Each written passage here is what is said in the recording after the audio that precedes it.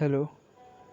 GS GS के इस series में डेली 20 क्वेश्चंस जीएस के डिस्कस होगा और सबसे पहले क्वेश्चंस पढ़ के आपको आंसर करना है, ठीक है। उसके बाद जो है एक्सप्लेनेशन को सुनना। समझ में आ रहा है?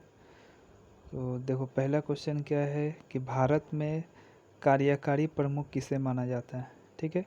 कार्यकारी प्रमुख, तो ऑप्शन है, देखो, प्रधानमंत्री, राष्ट्रपति, उच्च न्यायालय के मुख्य न्यायाधीश या राज्यपाल।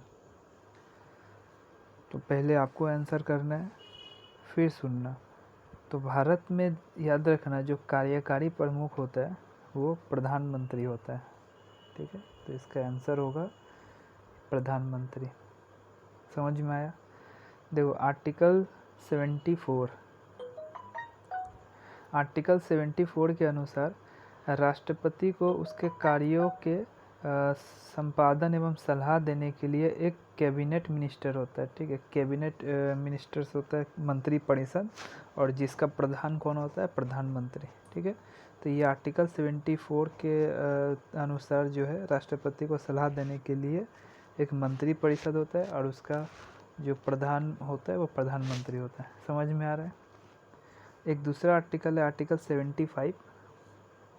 तो आर्टिकल 75 के अनुसार जो है, याद रखना, प्रधानमंत्री की नियुक्ति, ठीक है, कौन करता है? राष्ट्रपति। प्रधानमंत्री की नियुक्ति राष्ट्रपति करेगा। अच्छा, राष्ट्रपति जो है देश का संवैधानिक प्रधान होता है, कॉन्स्टिट्यूशनल हेड। अगर क्वेश्चन पूछेगा कॉन्स्टिट्यूशनल हेड यानी संवैधानिक प्रधान कौन होता है, तो वो है राष्ट्रपति। और राष्ट्रपति भारत का प्रथम नागरिक कहलाता है, फर्स्ट सिटीजन, ठीक है। फर्स्ट सिटीजन कौन है? राष्ट्रपति है, फर्स्ट सिटीजन ऑफ इंडिया। अच्छा, राज्य का जो कार्यपालिका का प्रमुख होता है, जैसे संसद में जो कैबिनेट मिनिस्टर्स होते हैं उसका प्रधान कौन हो गया? प्रधानमंत्री। वैसे ही राज्य की कार्यपालिका है ना, राज्य की कार्यपालिका जो है उसका प्रमुख कौन हो गया? तो राज्यपाल। समझ में आ रहा है? तो इसका आंसर क्या होगा? प्रधानमंत्री। सेकेंड क्वेश्चन देखो, हिस्ट्री से है, कोणार्क मंदिर का निर्माण किसने कराया था, ठीक है। तो पहले आप आंसर करो। तो इसका आंसर है, कोणार्क मंदिर का जो निर्माण है वो नरसिंह देव प्रथम, ठीक है। बी ऑप्शन होगा, नरसिंह देव प्रथम ने कराया था, ठीक है, 13वीं शताब्दी में। और ये कौन सा प्लेस है? तो ये है पुरी यानी उड़ीसा। ये उड़ीसा में है, ठीक है। तो प्लेस याद रखना, उड़ीसा। और किसने करवाया था कोणार्क मंदिर का निर्माण? तो नरसिंह देव प्रथम। तीसरा क्वेश्चन क्या है? देखो, निम्नलिखित में से कौन सा एक किसी मृत व्यक्ति का स्मारक नहीं है, ठीक है। मृत व्यक्ति का स्मारक नहीं है। समझ में आ रहा है? तो क्या आंसर होगा इसमें से? देखो, इसका आंसर होगा चार मीनार। देखो, चार मीनार का जो निर्माण है वो निर्माण कराया था कुली कुतुब शाह। याद रखना, कुली कुतुब शाह, ठीक है। जो हैदराबाद, जो प्लेस है वो हैदराबाद है, ठीक है, तेलंगाना। और इसका निर्माण जो ईयर था चार मीनार का, वो था 1591। किसने कराया था? तो कुली कुतुब शाह। कौन सा जगह पे? हैदराबाद में, 1591 में, ठीक है। अच्छा, तो इसका आंसर चार मीनार है। ताजमहल के बारे में देखो, ताजमहल का निर्माण 1632 से स्टार्ट हुआ था, 1632, और ये चला था 1654 तक, ठीक है। तो ये जो निर्माण हुआ था वो शाहजहां ने अपनी बेगम मुमताज़ महल के याद में कराया था, और उसके कब्र के ऊपर ये जो है ताजमहल है, ठीक है। तो इसका निर्माण करने वाला, अच्छा, और एक याद रखना ताजमहल का बारे में कि इसका जो निर्माण करने वाला मुख्य कलाकार था, इसका जो डिजाइनिंग था, वो उस्ताद अहमद लाहौरी था, ठीक है। इसका स्थापत्य कलाकार कौन था? तो उस्ताद अहमद लाहौरी, ताजमहल का। तो ताजमहल एक मृत व्यक्ति का स्मारक पे बना है। समझ में आ रहा है? अच्छा, उसके बाद देखो इत्माद उद दौला, ये एक मकबरा है, ठीक है। 1627 ईस्वी में नूरजहाँ बेगम ने बनवाया है, नूरजहाँ बेगम ने 1600 यानी 1627 में।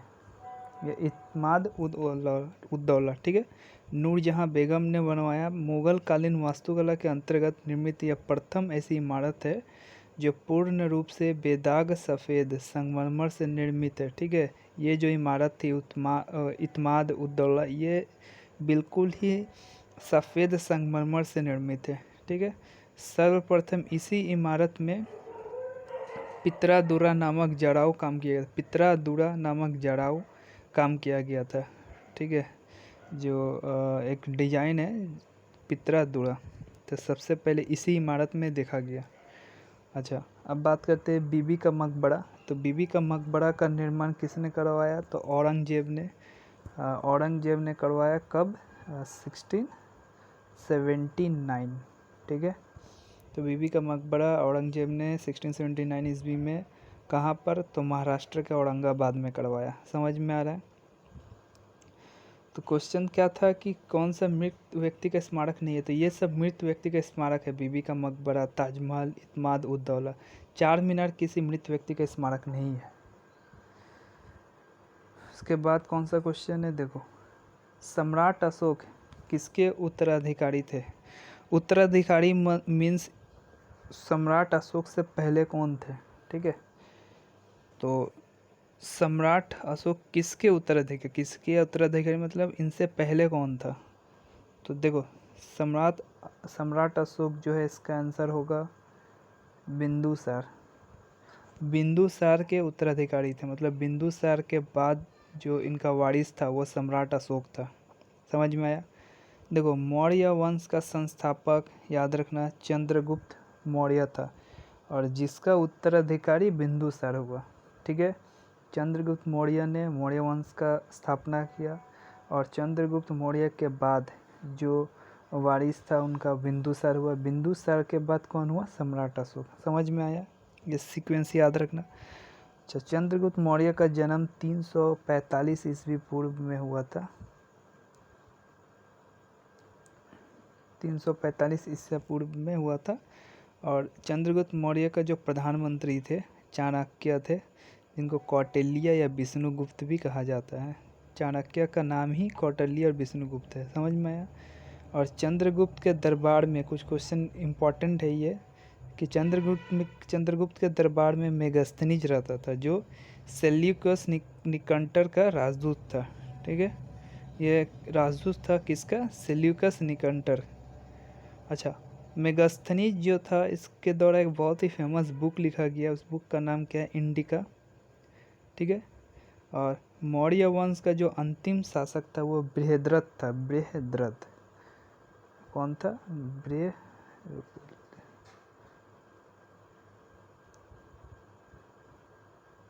बृहद्रथ, ठीक है। अच्छा, अमित्रघात के नाम से बिंदुसार का एक और नाम था अमित्रघात। तो सम्राट, इस क्वेश्चन का आंसर क्या होगा? बिंदुसार। सम्राट अशोक जो था बिंदुसार का उत्तराधिकारी था।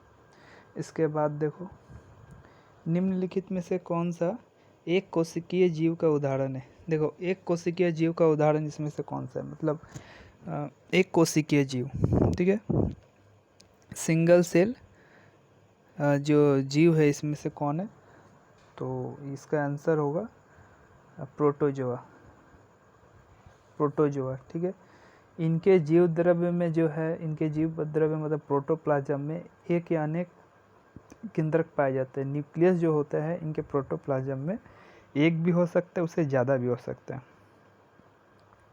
और याद रखना, जो एनालिड्स है, एनालिड्स जो है, ये एनालिड्स, इसका जो शरीर होता है काफ़ी लंबा, पतला और कई खंडों में बांटा हुआ रहता है, ठीक है। इसमें बहुत सारे खंड होते हैं, वो बांटा हुआ रहता है। तो इसका एग्जाम्पल क्या हो गया एनालिड्स का? इसका एग्जाम्पल होगा जैसे केचुआ हो गया, जोंक हो गया, ये सब जो है एनालिड्स में आते हैं, ठीक है। और ये जो आप देख रहे हैं एक्टिनोडर्मस, ये जो है इसमें वो सभी जंतु आते हैं जो समुद्री होते हैं। समुद्री जंतु जितने वो एकिनोडर्मिस में आते हैं। समझ में आ रहा है?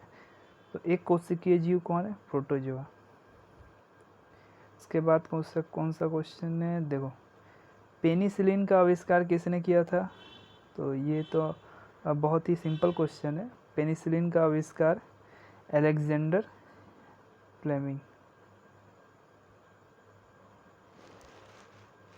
Alexander Fleming, B option. ठीक है, पहला था इयान फ्लेमिंग, ये नहीं होगा, अलेक्जेंडर फ्लेमिंग। ठीक है, देखो पेनिसिलिन जो है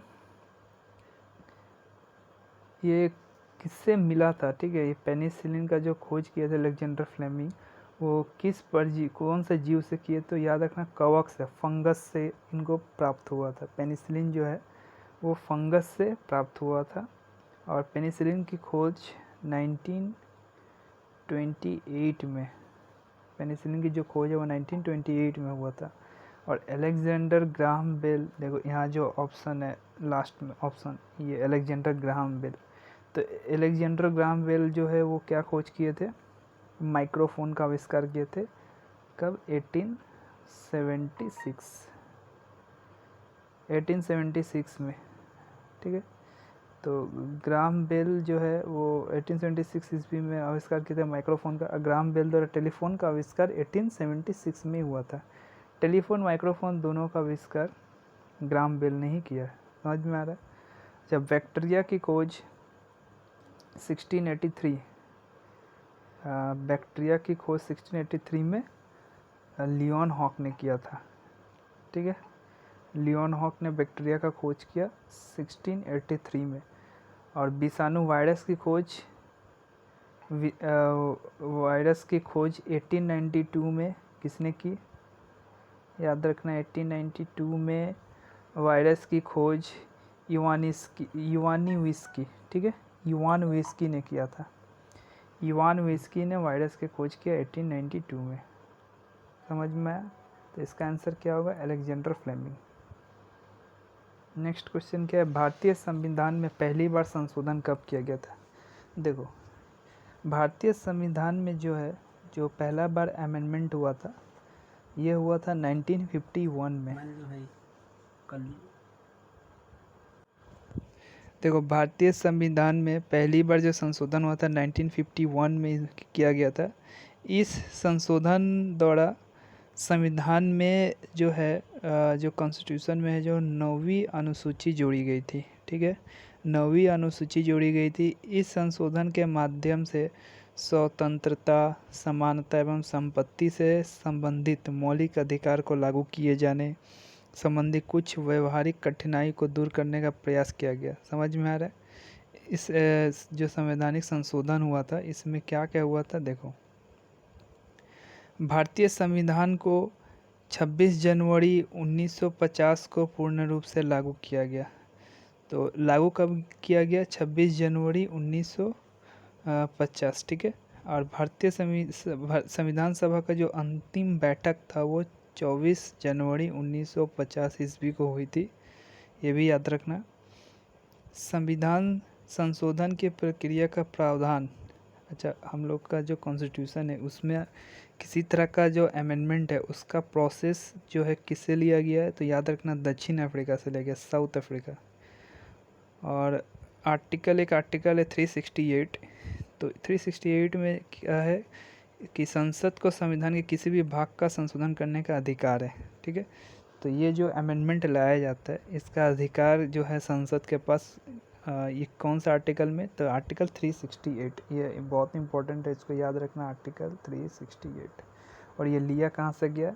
तो दक्षिण अफ्रीका से लिया गया इसका प्रोसेस। समझ में आया? इसमें क्या जोड़ी गई थी? तो इसमें 9वीं अनुसूची जोड़ी गई थी। नेक्स्ट क्वेश्चन देखो, कुचिपुड़ी नृत्य शैली का प्रारंभ भारत के किस भाग से हुआ है? ठीक है, तो कुचिपुड़ी, इसका आंसर क्या होगा? देखो, कुचिपुड़ी नृत्य शैली का प्रारंभ भारत में आंध्र प्रदेश राज्य से हुआ है। कौन सी राज्य से? आंध्र प्रदेश। देखो कुचिपुड़ी जो है आंध्र प्रदेश का शास्त्रीय नृत्य है, ठीक है। और देखो इसके जो मुख्य कलाकार है उसके कुछ नाम है, उसका याद रखना है। यामिनी कृष्णमूर्ति, लक्ष्मी नारायण शास्त्री और स्वप्न सुंदरी जो है कुचिपुड़ी नृत्य के प्रमुख कलाकार है। समझ में आया? कुचिपुड़ी जो नृत्य शैली है वो है आंध्र प्रदेश से रिलेटेड। नेक्स्ट क्वेश्चन है, किस नदी को बंगाल का शोक के नाम से जाना जाता है, ठीक है। तो याद रखना इसका तो सिंपल जो है आंसर दामोदर नदी, ठीक है। दामोदर नदी को बंगाल का शोक के नाम से जाना जाता है। देखो दामोदर नदी का जो उद्गम स्थल है ना वो है झारखंड के एक डिस्ट्रिक्ट है झारखंड में, लातेहार डिस्ट्रिक्ट। वहाँ का एक वहाँ जो है लातेहार डिस्ट्रिक्ट में एक क्या छोटा नागपुर का पठार, ठीक है, एक क्षेत्र है टोरी क्षेत्र, वहाँ छोटा नागपुर के पठार से हुआ है, झारखंड में एक जगह, वहाँ से दामोदर नदी का उद्गम होता है। अच्छा, दामोदर नदी पर कुछ प्रमुख बांध है जैसे बड़मो बांध, ठीक है, अय्यड़ बांध और तेनूघाट बांध। ये 3 बांध जो है दामोदर नदी पर है, बड़मो बांध, अय्यड़ बांध और तेनूघाट बांध, ठीक है। भारत का जो प्रमुख बहुउद्देशीय नदी घाटी परियोजना दामोदर नदी घाटी परियोजना है, ठीक है, याद रखना। जो बहुउद्देशीय नदी घाटी परियोजना है वो दामोदर घाटी परियोजना ही है। और दामोदर नदी घाटी परियोजना की जो स्थापना थी वो 1948 ईस्वी में की गई थी, ठीक है। हुगली का अगर पूछे हुगली का उद्गम स्थान क्या है, तो हुगली का उद्गम स्थल गंगा नदी है, ठीक है। ब्रह्मपुत्र नदी का अगर उद्गम स्थल पूछे क्या है, तो ब्रह्मपुत्र नदी का उद्गम स्थल तिब्बत में मानसरोवर झील है। तिब्बत में एक बहुत ही फेमस झील है मानसरोवर, वहाँ से ब्रह्मपुत्र नदी निकलती है, ठीक है। तो इसका डिफरेंट नाम है, जैसे इसको तिब्बत में सापू बोलते हैं, असम में दिहांग बोला जाता है, ठीक है। अच्छा, बांग्लादेश में जो है ब्रह्मपुत्र को यमुना कहा जाता है, तो ये कंफ्यूज मत होना, बांग्लादेश में ब्रह्मपुत्र को यमुना कहा जाता है, ना कि यमुना नदी को यमुना कहा जाता है, ठीक है। और गंगा, भागीरथी एवं अलकनंदा नदियों का सम्मिलित नाम है। देखो गंगा और भागीरथी, गंगा नाम जो गंगा नदी का नाम गंगा कब पड़ता है, जब भागीरथी, देखो वैसे तो गंगा का उद्गम स्थल जो है गंगोत्री है, लेकिन वहाँ से जब निकलती है तो वो गंगा के रूप में नहीं निकलती, उस वक्त उसे भागीरथी कहा जाता है। और भागीरथी और अलकनंदा जब देवप्रयाग में मिलते हैं तो बनता है गंगा। समझ में आया? तो गंगा जो है वो भागीरथी और अलकनंदा नदियों का क्या है, सम्मिलित नाम है। इसका आंसर दामोदर होगा। नेक्स्ट क्वेश्चन देखो, थर्मोस्कोप का आविष्कार किसे माना जाता है? देखो थर्मोस्कोप का आविष्कार गैलीली, ठीक है, गैलीलियो गैलीली को माना जाता है, पहला ऑप्शन होगा। और जो ईयर था वो 1593, ठीक है, 1593 ईस्वी में किया था। और कुछ याद रखना, जैसे कोपरनिकस ने सौरमंडल की खोज 1540 में किया। कोपरनिकस जो है वो सौरमंडल की खोज 1540 ईस्वी में। समझ में आया? केपलर ने क्या बोला? केपलर ने ग्रहों की गति का नियम का खोज किया, ठीक है। जो केपलर था वो ग्रहों के गति का नियम का खोज किया कब? 1600 ईस्वी में। अच्छा, न्यूटन जो है, न्यूटन ने दृश्य विकिरण की खोज की। न्यूटन दृश्य विकिरण की खोज की थी, ये याद रखना है। तो थर्मोस्कोप का खोज कौन किया? Galileo Galilei. इसके बाद क्या है, 1 डेकामीटर कितना होता है? देखो 1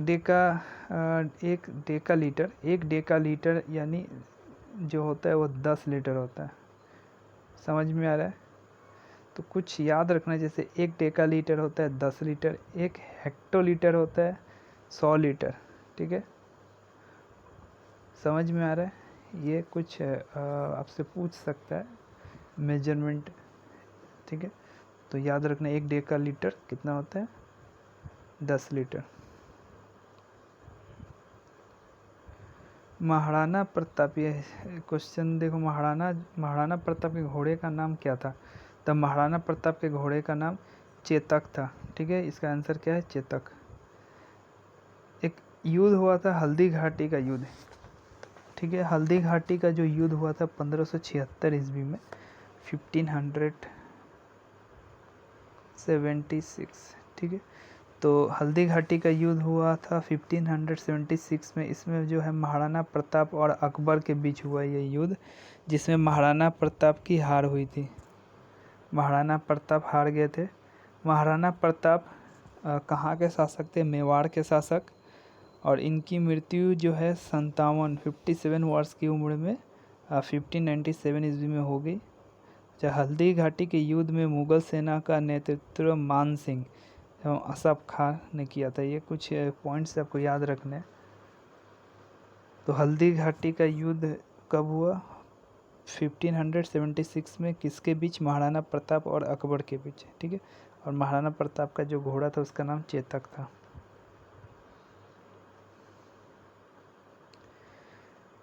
करलम मल्लेश्वरी का संबंध किससे है, ठीक है, किस खेल से? तो करलम मल्लेश्वरी जो है वो वेट लिफ्टिंग, ठीक है, भारोत्तोलन यानी वेट लिफ्टिंग खेल से, याद रखना, भार उठाना, ठीक है, जिसको वेट लिफ्टिंग बोलते हैं। करलम मल्लेश्वरी ओलंपिक में कोई पदक पाने वाली प्रथम भारतीय महिला थी। इन्हें जो है कांस्य पदक मिला था। कांस्य पदक जीतने वाली ये पहली ओलंपिक्स गेम में कांस्य पदक जीतने वाली पहली भारतीय महिला थी करलम मल्लेश्वरी, ठीक है। अच्छा, संजीता चानू, सुखेन दे, सतीश शिवलिंग और मीराबाई चानू का संबंध भी भारोत्तोलन से है।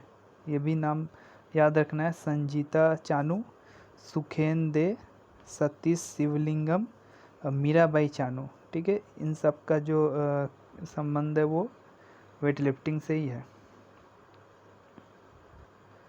देखो, रोलेट एक्ट किस वर्ष पारित किया गया था? तो याद रखना, जो रोलेट एक्ट है वो 1919 ईस्वी में पारित किया था, 1919। इसका ऑप्शन होगा ए।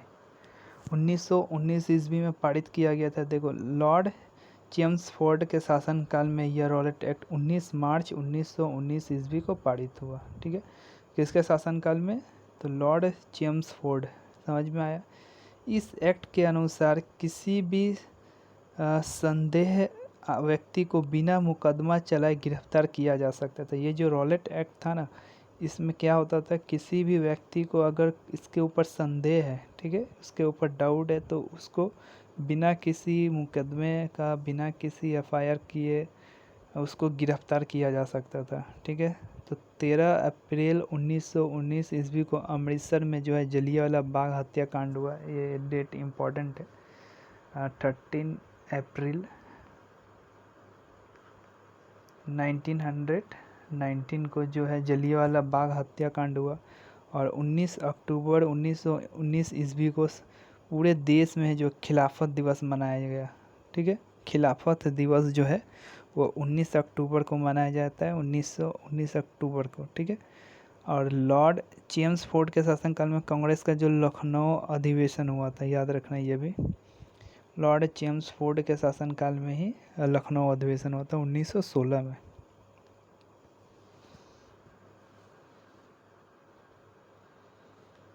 नेक्स्ट क्वेश्चन देखो, हमारे चंद्रमा का चक्कर लगाने वाला पहला उपग्रह कौन सा था?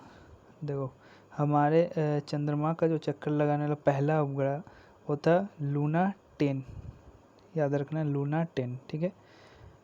लूना 3 यह पहला, देखो, लूना 3 जो था वो पहला अंतरिक्ष यान जिसमें चंद्रमा के उस पृष्ठ के चित्र भेजे जो पृथ्वी से दिखाई नहीं पड़ते। समझ में आ रहा है। लूना 9 चंद्रमा तल पर सफलतापूर्वक उतरने वाला पहला अंतरिक्ष यान है, ठीक है। अपोलो 11 के बारे में क्या है? अपोलो 11 से नील आर्मस्ट्रांग चंद्रमा पर कदम रखने वाला पहला मानव था, ठीक है। अपोलो 11, मार्स 2, ये याद रखना, मार्स 2 मंगल ग्रह पर पहली बार अंतरिक्ष यान का उतरना को मार्स 2 बोलते हैं। स्पुतनिक 2 अंतरिक्ष में जीवित कुत्ते यानी इसका नाम क्या था, लाइका को ले जाने वाला पहला उपग्रह स्पुतनिक 2, ठीक है।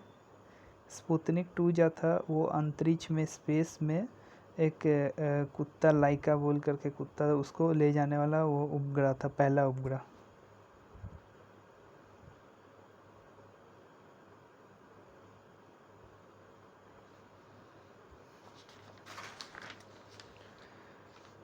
देखो, किस बॉक्सर को द रियल डील उपनाम से जाना जाता है। रियल डील जो है ये जाना जाता है किस बॉक्सर को, तो इसका आंसर होगा इवांडर हॉलीफील्ड, ठीक है, इवांडर हॉलीफील्ड, याद रखना है, ऑप्शन सी। जो माइक टाइसन है ये भी एक बॉक्सर ही है, ठीक है।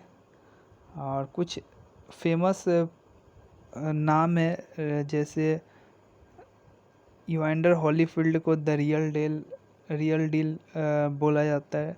और कुछ नाम है जैसे माइकल फेल्प्स एक अमेरिकन स्विमर है, उनको फ्लाइंग फिश कहा जाता है, ठीक है, फ्लाइंग फिश, ठीक है। और है पेले, एक फुटबॉलर है, ब्राज़ीलियन फुटबॉलर, उनको ब्लैक पर्ल के नाम से जाना जाता है। तो ये कुछ इम्पोर्टेंट टाइटल है, इसको याद रखना है। कौन सी 2 टीम ने पहली आधिकारिक अंतर्राष्ट्रीय क्रिकेट मैच खेला। तो आधिकारिक अंतर्राष्ट्रीय क्रिकेट मैच खेला किसने, तो ये खेला था यूएसए और कनाडा, समझ में आया। यूनाइटेड स्टेट ऑफ अमेरिका और कनाडा ने पहला आधिकारिक अंतर्राष्ट्रीय क्रिकेट मैच खेला, ठीक है। देखो, क्रिकेट खेल का जो जन्मदाता है वो इंग्लैंड को माना जाता है। और क्रिकेट का जो पहला टेस्ट मैच था वो 1877 इंग्लैंड और ऑस्ट्रेलिया के बीच मेलबॉर्न में आयोजित किया गया था, समझ में आया। और क्रिकेट का पहला एक दिवसीय अंतर्राष्ट्रीय क्रिकेट मैच इंग्लैंड एवं ऑस्ट्रेलिया के बीच मेलबॉर्न में आयोजित किया गया, ठीक है। अच्छा, क्रिकेट का जो सर्वोच्च संस्था है उसका नाम क्या, आईसीसी, और इसका जो हेडक्वार्टर है वो दुबई में है, याद रखना।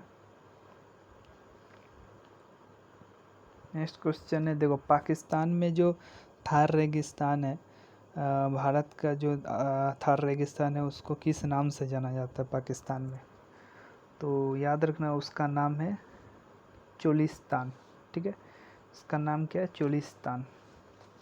पाकिस्तान में जो थार रेगिस्तान है उसका नाम है चोलिस्तान, ठीक है। थार रेगिस्तान का जो कुल क्षेत्रफल है वो 2,60,000 वर्ग किलोमीटर है।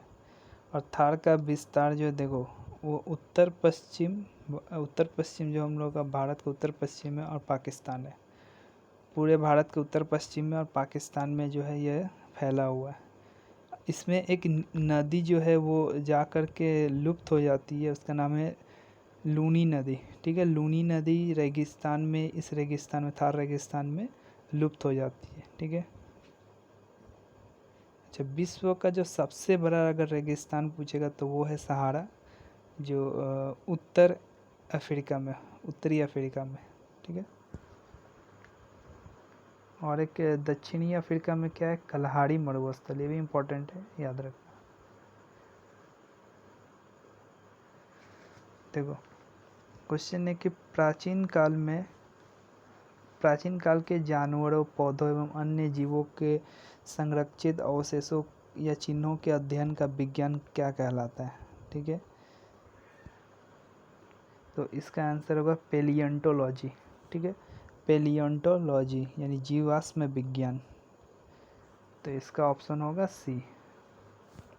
देखो, पेलियोंटोलॉजी जो है प्राचीन काल के जानवरों, पौधों एवं अन्य जीवों के संरक्षित अवशेषों एवं चिन्हों के अध्ययन का विज्ञान कहलाता है, ठीक है। एंथ्रोपोलॉजी जो है विज्ञान की वो शाखा है जिसमें मानव के विकास, रीति रिवाज, इतिहास, परंपराओं से संबंधित विषयों का अध्ययन किया जाता है, एंथ्रोपोलॉजी। एंथ्रोपोलॉजी में रीति रिवाज, मानव का विकास, रीति रिवाज, ये सब से रिलेटेड स्टडी किया जाता है। आर्कियोलॉजी में पुरातत्व संबंधी विज्ञान की शाखा है। आर्कियोलॉजी क्या है? पुरातत्व संबंधी विज्ञान। अच्छा, सेरीकल्चर क्या है? देखो, सेरीकल्चर जिसमें रेशम के कीड़ों का अध्ययन होता है, रेशम के कीड़ों के पालने और रेशम के उत्पादन का अध्ययन होता है, सेरीकल्चर। और देखो, नींद का अध्ययन होता है हाइप्नोलॉजी। हाइप्नोलॉजी होता है नींद का अध्ययन।